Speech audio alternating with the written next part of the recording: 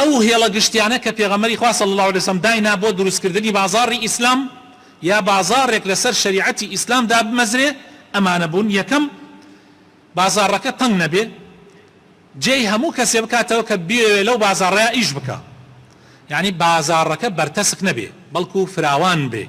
چەندێ فراوان بێ ئەوەنەی ترە بازاڕەکە مەجالی ئەوەی تیا ئەبێکەوە خەڵک ئاڵوێڵی تیا بکە. دووهەم حڕیەتێک و ئازادیەک هەبێ لە معاملەکردنە جگە لەوەی کەوا خوا حرامی کردووە، بەمەرجی ئەوەی کەوا لەسەر شریعەتی ئیسلام بێ بە حرام نەبێ، یعنی ئەو پەڕی ئازادی هەبێ لە بازاڕە. سێم هیچ تەنگیەک دروست نەکرێ لەسەر ئەو کەسانەی کە دێنە بازاڕەکە شت ئەکڕن یا شت ئەفرۆشن، بەڵکو ئازاد بن. باج و زەریبە لەسەریان نەسەپێنرێت، چونکە ئەگەر باجێکی زۆر خرایە سەر خەڵک لە بازاڕە ئیتر مەجبور ئەوانی شتەکانیان شتومەکەکانیان زیاد دەکەن، گرانەکەن. بۆیە باج و زەریبە بە هیچ شێوازێک لەسەر ئەو بازاڕە دانەمەزرێ. پێنجەم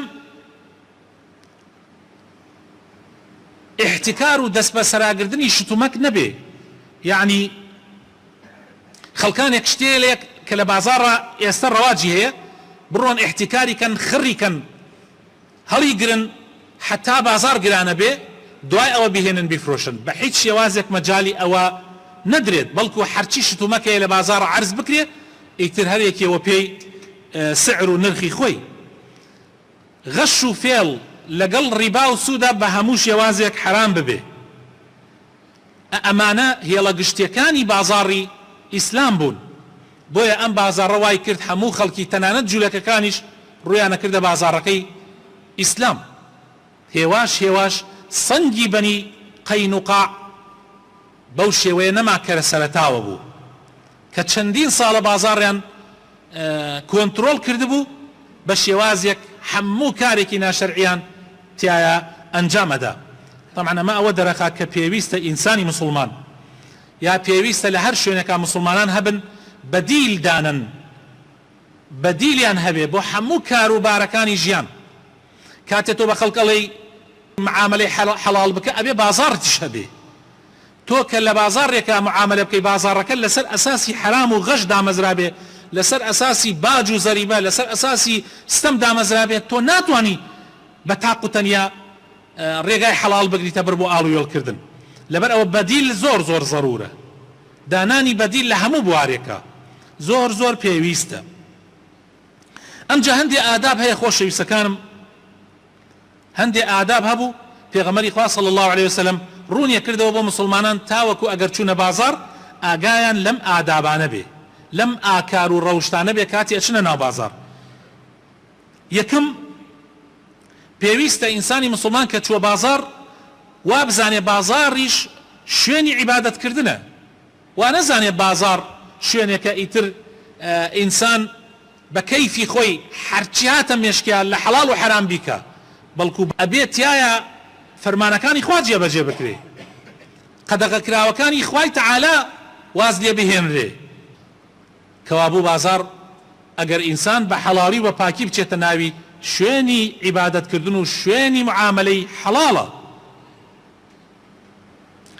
خەڵکی ئەڕۆن بە بازار ئەمەنە مەشغوڵە بن زکری خوایان لەبیر دەچێ، بەڵام ئینسانی مسلمان لەناو بازاڕیشە زکری خوای لەبیر ناچێ.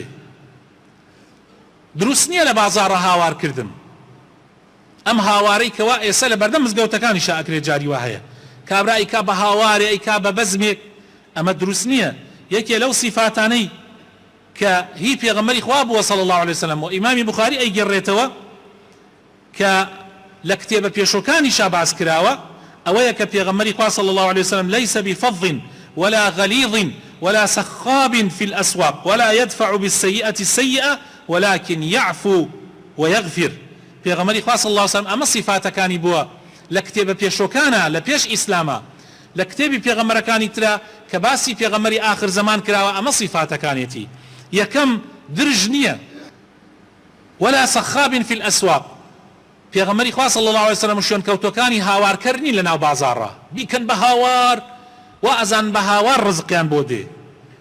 و پێغەمبەری خوا صلی الله عليه وسلم قەت بەرامبەر بە خراپەکاری خەڵق ئەگەر خەڵق بەرامبەری خراپەیەکیان بکردایە قەت پێغەمبەری خوا صلی الله عليه وسلم لە بەرامبەر خراپەکەی ئەوان بە خراپە وەڵامی نەدایەوە بەڵکو لێبوردە بوو و لێخۆشبوو بوو ئەمە صفاتەکانی پێغەمبەری خوایە صلی الله عليه وسلم.